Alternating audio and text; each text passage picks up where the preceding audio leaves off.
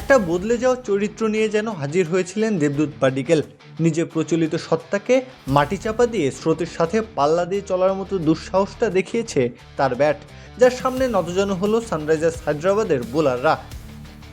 প্রতিভার কোনো কমতি ছিল না পাডিক্কেলের মধ্যে।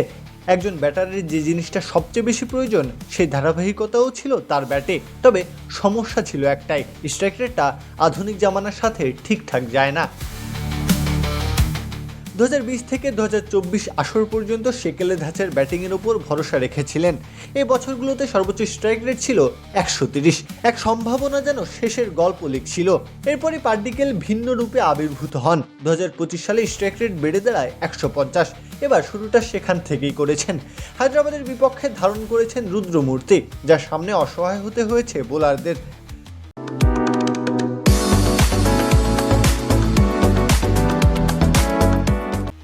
202 রানের লক্ষ্য তাড়া করতে নেমে যেমন ইনিংস খেলা দরকার সেটাই করেছেন।